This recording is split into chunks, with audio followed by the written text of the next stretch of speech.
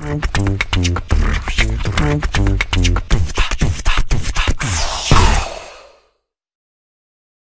teman-teman, balik lagi di segmen Sabah kali ini yaitu Sabah Talk bareng aku Fiza. Jadi di sini aku udah bareng sama Mas Jose Bagus atau sering dipanggil Mas Kodok dan juga Mas Andi. Ya, jadi mereka ini adalah member dari sebuah unit reggae dub di Purwokerto atau sering disebut dengan Affair Ragam Suara ya Mas. Betul. Jadi Affair Ragam Suara ini baru aja merilis sebuah single dan lagi prepare buat bikin album. Ya. Langsung aja nggak sih kita interogasi mereka-mereka ini. Sebelumnya apa kabar Mas Kodok sama Mas Andi nih? Baik. Alhamdulillah sehat. Alhamdulillah. Oke. Selalu baik. Pangestune. Akhir-akhir ini kesibukannya apa Mas? Skrup. Tetap mengais rezeki untuk keluarga. Kalau Mas Andi? Gue beda jauh. Bertahan hidup. Bertahan. Sebenarnya boleh diintroduce dulu nggak sih Mas kayak Affair Ragam Suara itu seperti apa, terus kapan berdirinya dan segala macam. Affair Ragam Suara. Kalau berdirinya sendiri saya lupa di tanggal berapa, di bulan apa. Yang pasti itu di pertengahan 2022. Itu pun nggak sengaja juga sih. Maksudnya ya cuma obrolan warung kopi aja ya maksudnya. Saya juga baru di kota Purwokerto ini, jadi aduh selain beraktivitas bekerja, apa nih enaknya? Akhirnya yuk kita bikin iseng-isengan seperti selektoran ataupun DJ set yuk. Akhirnya terbentuklah si Affair Ragam Suara itu. Tapi semakin kesini apa ya? Sebenarnya tuh udah males untuk band-bandan lagi tuh udah males. Maksudnya udah mengulang lagi membentuk suatu band itu udah capek gitu. Tapi kok masih apa ya? Ganjel aja rasanya pengen ayo bikin sesuatu ya gitu aja sih. Terus terbentuklah si Affair Ragam Suara ini. Begitu. Berarti emang awalnya dari obrolan-obrolan aja. Obrolan aja. Bahkan nggak kepikiran untuk membuat karya, tapi aku harus punya sesuatu yang bisa tawarkan. Soalnya kalau misalnya beberapa kali main cuma plug and play rasanya aduh enggak lah aku. Oh gitu. Sama aja cuma kayak nyetel MP3, ngapain malas, yuk kita bikin karya yuk. Betul. Tapi kenapa lebih memilih membuat reggae dub gitu dibanding dengan format band yang kayak biasa gitu? Kamu dulu. Ya dong, coba dari Mas Andi. Kalau dari aku sih ini sebenarnya karena dari background kita ini mainnya nggak jauh beda dengan grassroots yang kita ambil ya. Maksudnya dari pengembangannya reggae itu sendiri kan luas. Jadi berkembang ada yang ska, ada yang apa. Dan kita lebih menyimpulkan dan bikin simpel aja sih misalnya ya. Menyamaratakan pikiran juga ya. Ini anaknya mau dengan konsep gimana ya. Dan kita sepakat ya dengan banyak sama-sama referensi ya. Dari Mas Joseph juga banyak referensi, dari saya sendiri juga banyak referensi. Jadi kita memutuskan udah ambilin aja masa yang easy listening dan nggak ribet gitu juga sih. Nek dari aku paling memang itu tadi kembali lagi males ngumpulin orang satu jadi format band terus menyatukan pikiran udah aduh kesel lah, mending tak buat seperti ini lebih ringkes, udah jalan aja gitu. Buat single terbarunya yaitu judulnya Serdadu Akhir Pekan. Ya, boleh diceritain nggak Mas? Lagu itu tuh menceritakan tentang apa? Simpelnya aja itu ya sebenarnya pengalaman pribadi, maksudnya dulu sempat ikut orang jadi budak korporat untuk kerja gitu, jadi sebuah representasi sesuk ki prei itu jadi suatu apa ya, menurutku suatu yang dinanti banget untuk seorang kerja ya saat itu aku. Iya, sampai sekarang masih bekerja sih. Itu maksudnya si hari libur ini, si besok libur ini itu sangat ditunggu sekali. Nek zaman dulu kan, zaman dulu kita tua banget ya aku tadinya ya. Waktu itu ya udah di Sabtu Minggu itu saya libur ya pengennya ketemu sama temen, berbagi cerita. Ya mungkin kumpul-kumpul apa sih kalau kesah saat bekerja itu di share aja. Tapi kalau sekarang kan lebih ke wah sesok prai, iya sesok gue anakku, sesok gue cucuku untuk keluarga gitu aja. Berarti isi lagunya itu lebih ke pengalaman pribadi. Aku nulisnya sesuai dan itu sih, maksudnya satu sisi pengalaman pribadi dan ya menyangkut kaum pekerja lah ya. Ya nggak jauh beda, pasti setiap pekerja pasti inginnya akhir pekan gitu. Iya, kayaknya semua orang nggak sih Mas, kayak pelajar juga kan. Betul sekali. Orang-orang yang part time atau segala macam. Aku pengen tahu nih Mas, kan unit reggae itu kan jarang terdengar di Purwokerto ya Mas. Nah, ada nggak sih ketika membuat itu tuh kayak pro kontra atau kayak kritik-kritik gitu? Boleh diceritain nggak? Kalau pro dan kontra, kalau pro kebetulan saya sering menemukan pro karena memang beberapa teman-teman yang ya jujur aja Mbak, maksudnya saya di sini juga ya baru setahun sih maksudnya, dengan memperkenalkan teman-temannya dengan apa ya konsep seperti ini tuh mereka ada yang menjadi hal yang baru gitu loh. Ini maksudnya tidak semua ya, tapi ada beberapa yang, oh ternyata ada toh Mas yang seperti ini. Iya, maksudnya kan ya apa ya? Ya ada yang seperti itu ada, jadi tidak yang seperti kamu tahu, maksudnya bukan seperti yang kamu tahu, maksudnya apa ya? Ya kita apa ya, memberikan dengan nuansa yang berbeda aja sih. Sebenarnya kalau untuk musik reggae sendiri sebenarnya di Purwokerto tuh ada rame. Tapi kan dengan format seperti ini mungkin bagi beberapa kawan itu hal yang baru. Dan kita juga teman-teman dari luar kota pun sebenarnya udah banyak kayak gini. Banyak. Cuma emang di Purwokertonya ya masih emang jarang ya. Jarang. Di Purwokerto juga mungkin udah banyak ya dengan misal konsep dengan DJ set, tapi dengan pembawaan mereka sendiri gitu. Cuma kita kan lebih di subgenrenya di reggae, pengembangannya lebih luas lah. Sejauh apa sih Mas kayak kalian buat ngikutin culture reggae gitu? Wow. Jujur aja Mbak, maksudnya kalau misalnya dibilang apa ya, mau cerita masalah reggae, sebenarnya aku belum ada kapasitas. Soalnya aku memulai musik ini pun sebenarnya apa ya? Bukan gak ikhlas ya, tapi maksudnya apa ya? Mencoba hal baru gitu loh. Soalnya berbeda dengan genre-genre sebelumnya yang pernah tak mainin gitu loh. Bahkan ya apa ya?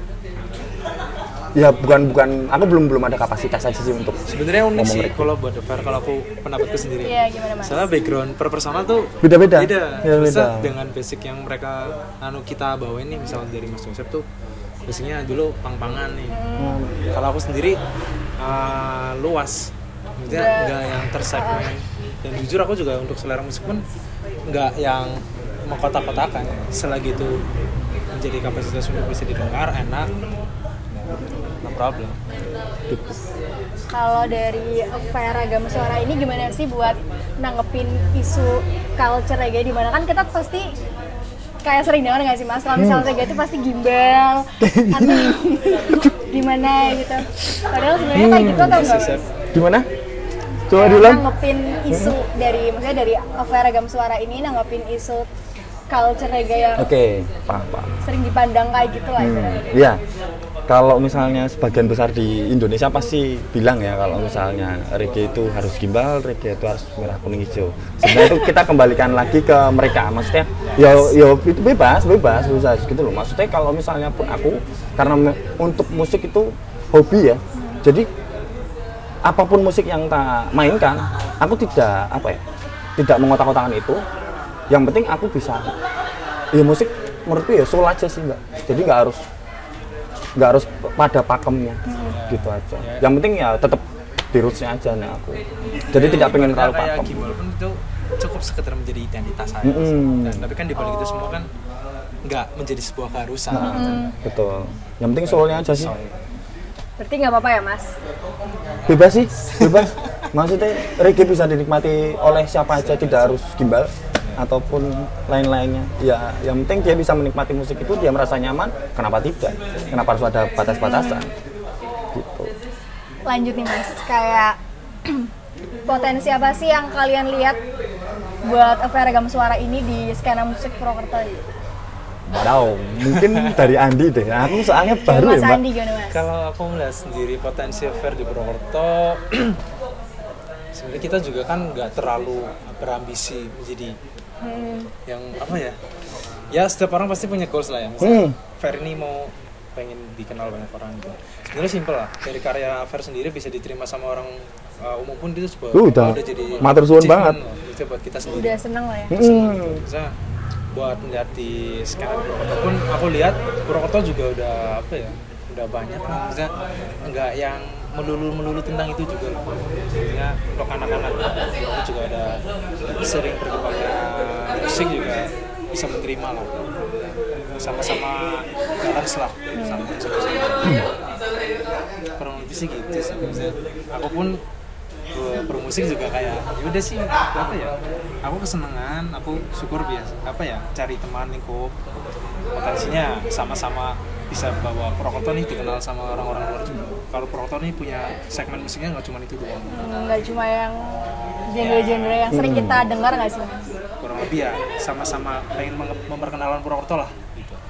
Nah aku sih lebih, ini mungkin di luar yang pertanyaan tadi, maksudnya kalau misalnya goalsku pun aku cuma pengen jalan-jalan sama musikku ini, udah gitu aja, simple. Aku bisa ngajak anak istri untuk jalan-jalan bersama teman-teman, itu udah oke gitu. Maksudnya apa ya, menunggangi si musik ini, menunggangi si affair ini untuk jalan-jalan, bisa kulineran, bisa menikmati fermentasi yang ada di kota itu. Itu maksudnya itu memang goalsnya itu. Ya nilai Tapi dengan format yang simple ini Mas, gimana sih cara buat workshop atau produksi single gitu? Gokil nah ini. Wah ini Sebenarnya ini proyek tahu bulat sebenarnya. Wow, dadakan sekali. Jadi apa ya, aku sebelumnya memang udah ada obrolan, maksudnya udah tahun lalu sih sebenarnya, dengan temen dari Malang namanya Mas Rizky. Aku pengennya bikin seperti ini, aku pengen solo awalnya, tapi tidak terlaksana. Akhirnya baru terlaksana kemarin pas apa namanya, pertengahan apa ya, di bulan kita mulai apa sih, Oktober ya, Oktober itu secara tidak sengaja kita video callan itu kan, maksudnya yuk aku pengen ke Purwokerto, ya yuk sekalian kita bikin musik yuk, aku ya yuk. Akhirnya itu digarap berapa, 2 minggu ya, 2 minggu untuk berapa lagu, 6 malah, cuma 2 minggu ya. Itu memang apa ya, tapi memang beberapa lirik itu udah tak, maksudnya sebelum itu pun apa sih, seneng nulis juga ya, maksudnya apa sih kira-kira, maksudnya ketemu kata apa ya udah tak tulis, akhirnya tak jadiin satu, ya udah akhirnya bisa jadi 5-6 lagu itu. Jadi dalam 2 minggu. Jadi si Mas Kiki itu datang ke Purwokerto, gambar bagian lagu apa musiknya itu, aku masukin apa liriknya. Udah. Berarti emang liriknya dibuat sebelum Beberapa sebelum. Beberapa ya? Berapa Mas? Apanya? Yang dibuat sebelum itu? Kalau lirik banyak ya Mbak, aku banyak jujur aja, maksudnya aku punya kata-kata apa gitu mesti tak ingat, tadi tak catat dino Jadi suatu saat itu paling berapa sih? apa? Yang menjadi satu lagu itu sebelum produksi serdadu doang sih? Oh enggak, itu aku udah nyatet banyak. Itu salah satu nih lagu dari gue buat anak aku itu. Kalau untuk komposisi musiknya tuh benar-benar dadakan sih. Iya, dadakan semua, seminggu, 5 hari. Enggak ada workshop sama sekali. Enggak ada workshop sama sekali. Kita apa misal produk nih, megang gitar. Jadi aku punya apa musik seperti apa, nanti diaplikasikan ke sama Mas Rizky ini. Mas Rizky juga. Yang dari Malang itu. Ada lagi nih Mas. Apa tuh? Buat jangan banyak-banyak loh, aku tuh grogi ya nih tekoning ini. Siapa band influence? Vera Gangsar. Kalau untuk Fer sendiri? Iya. Sebenarnya saya tidak ada patokan untuk Fer ya. Kalau misalnya saya senang irama seperti ini, tak aplikasiin ke Mas Rizky itu saat itu. Tapi kalau misalnya untuk referensi sendiri-sendiri, jujur aku tidak mendengarkan reggae ataupun ska lagi, karena apa ya? Untuk pembuatan liriknya pun apa ya? Tidak harus terpatok sama sebuah musik itu atau aliran itu. Ya bebas, aku malah dengerin apa ya? Aku tuh malah ya. Rancid. Rancid memang sarapan. Oh ya wes. Enggak. Maksudnya banyak referensi. Banyak referensi. Buat lagu sebenarnya enggak. Berarti enggak mesti band harus reggae juga. Enggak. Saya kayak isian-isian kan musik elektrik juga. Apalagi Dep kan identiknya sekarang dengan isian-isian elektrik. Enggak tahu kalau Anda dengerin apa. Banyak sih sebenarnya, maksudnya enggak melulu tentang kita mau apa genre reggae. Referensinya bukan cuma reggae doang sih, karena kebetulan kita bergeraknya ambilnya di segmen reggae, ya tetap kita cari referensi di itu. Tapi kalau aku sendiri nggak terpatok untuk referensi sih maksudnya. Nggak harus reggae. Iya kayak EDM dan lain-lain juga aku dengerin maksudnya yang sekiranya bisa buat komposisi lagu ini Iya. nggak masalah. Aku nyaman dengan musik ini, tak aplikasikan, digambar sama Mas Kiki, udah gitu loh. Bahkan kalau misalnya aku mau apa ya, mau bilang ini ska reggae dub, itu tidak bisa apa ya, aku tidak mau saklek bilang ini ska reggae dub. Monggo kalau misalnya mau bilang ska, monggo. Kalau mau bilang reggae, monggo. Bilang dub, monggo. Tapi kalau misalnya aku tidak terlalu harus saklek di situ. Makanya mungkin aku lebih bilang kalau si over ragam suara ini ke baleri dub. Hampir tidak. Hampir dub, tapi tidak dub. Monggo. Apa ya, lebih membuat mentul-mentul kalau kata Mas Kodok mentul-mentul, mau musiknya mentul-mentul, enak, yuk masukin lirik, dah selesai, gitu aja. Oke, aku pengen tahu nih Mas, 3 album terbaik menurut kalian berdua nih. Entah itu dari genre reggae atau genre musik yang lain. 3 aja. Dan kenapa ya?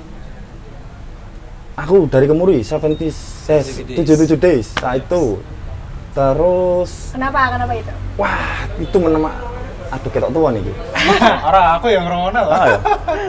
Aku pertama kali mendengarkan itu di SMP.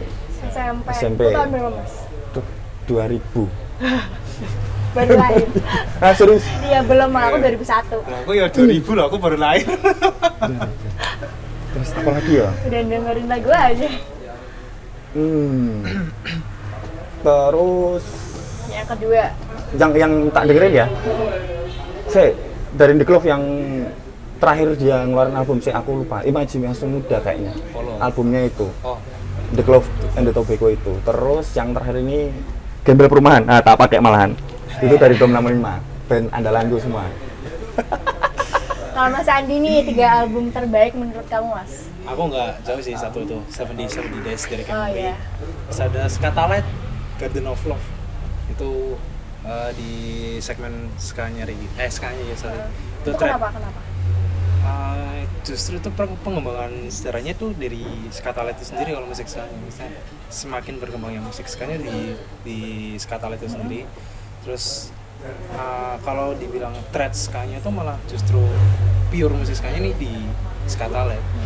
Jadi ini ibaratnya paling tua lah.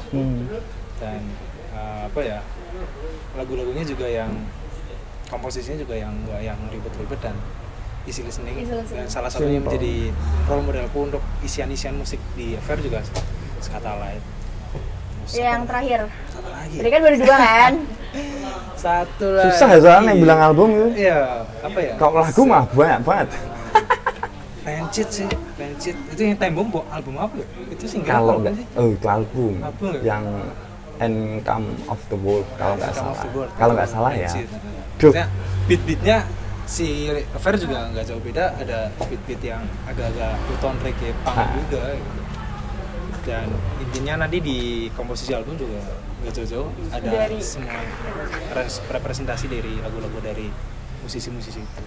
Oke, tadi kan udah 3 album terbaik ya menurut kalian. Sekarang aku pengen tahu apa sih yang ngebedain Affair Ragam Suara ini sama reggae dub yang lain? Aduh. Simple sih. Apa Mas? Simple sih. Emang di reggae dub kita? Enggak, Seperti mungkin itu yang membedakan. lebih menjadi pembeda dari yang lain ya. Misalkan alasan bikin lagu pun sebenarnya lucu sih. Kenapa? Aku sendiri kan di Fair kan sebagai pemegang instrumen trompet kan. Kalau kita membawakan lagu orang tuh otomatis sudah ada instrumennya kan. Jadi aku pikir nih, kita nggak bisa terus-terusan kita bawa lagu orang. Misalnya aku pun bukan risih atau gimana ya, jadi bingung loh. Udah ada isian trompet, ditumpuk lagi sama instrumen trompet waktu main. Ayo Mas, bikin lagu aja udah. Jadi nggak bingung-bingung waktu ngisi. Kalaupun udah punya lagu sendiri, ya ini laguku, terserah mau diapain gitu kan, maksudnya. Nah, yang menjadi pembeda tuh mungkin waktu pembawaan di jazz set ditambah instrumen trompet lagi. Berarti lebih ke pembawaannya. Ya, kalau untuk musik mungkin nggak jauh beda sebenarnya. Untuk filler terus ya dubnya juga nggak jauh-jauh ngono ya Mas. Siap. Paling nggak jauh itu, terus lebih unik sendiri sih menurut aku. di kompos sama instrumen selain digital. Seperti itu. Menurut Mas Kodok juga sama? Sama aja ya, daripada salah ngomong aku. Biar apa lah. Oke, sebelumnya kan Polisi Mas skena Kodok banyak bro. Oh, iya. sebelumnya punya project yang ini nggak sih? Spirit of IT7. Ayo siapa? Nah itu masih lebih ke berjalan nggak, Mas?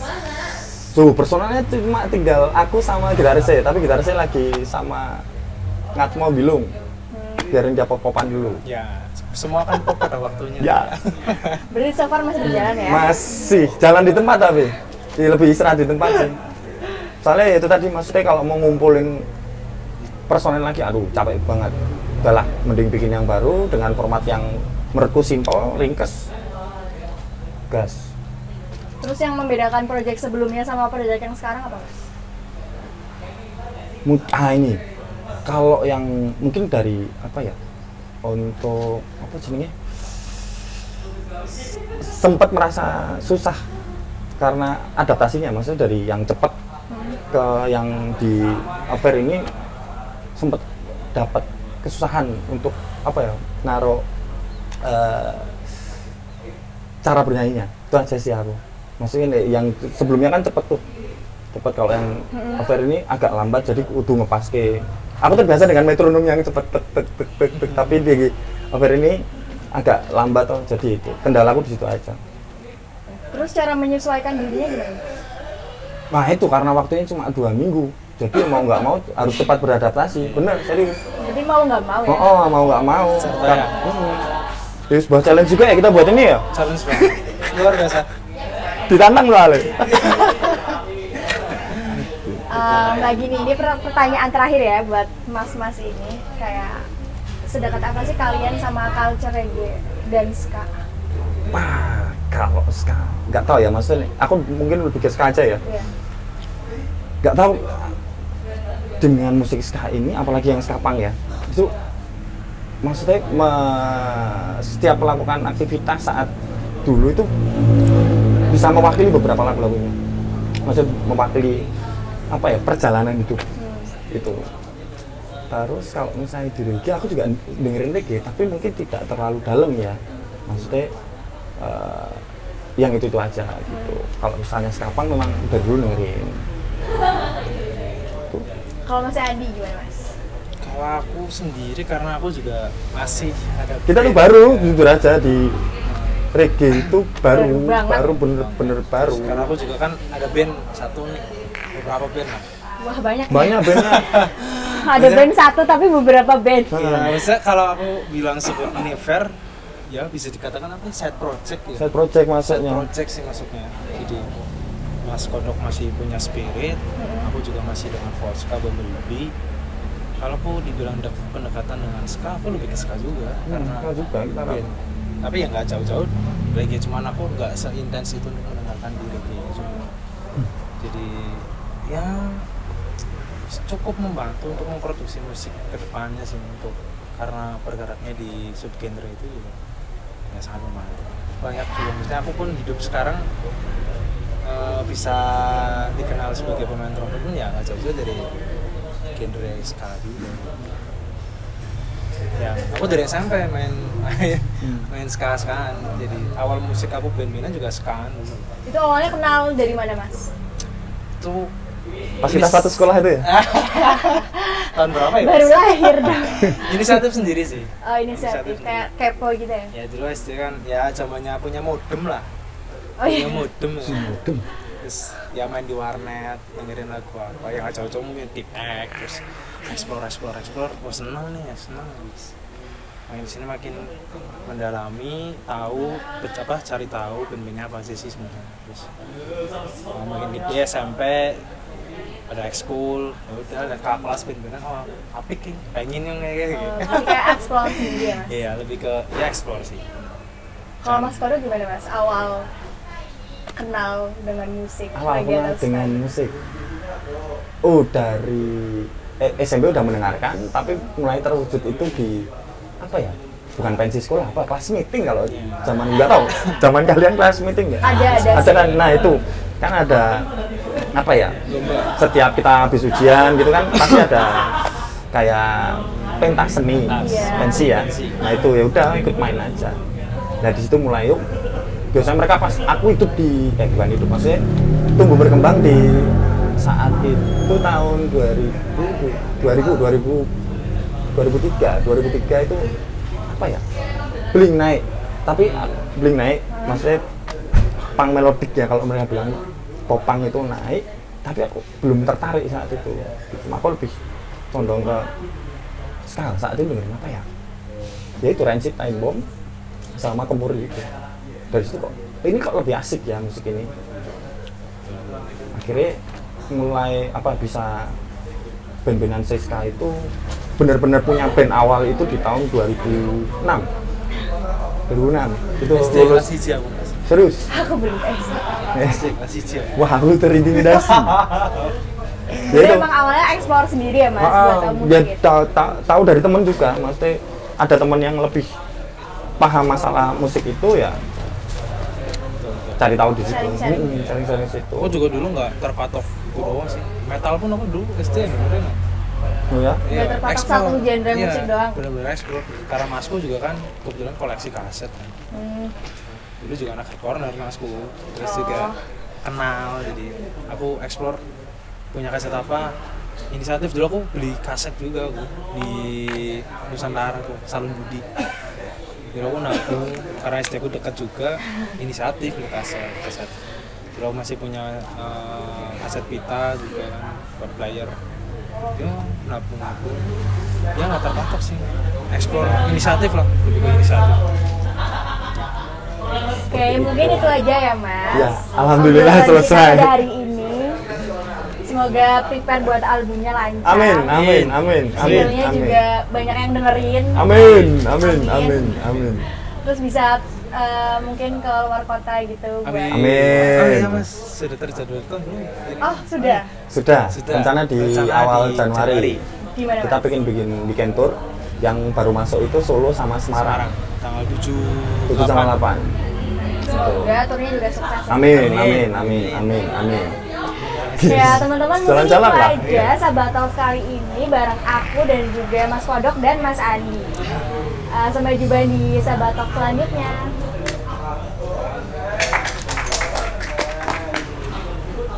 Wah, pertanyaannya menjebak.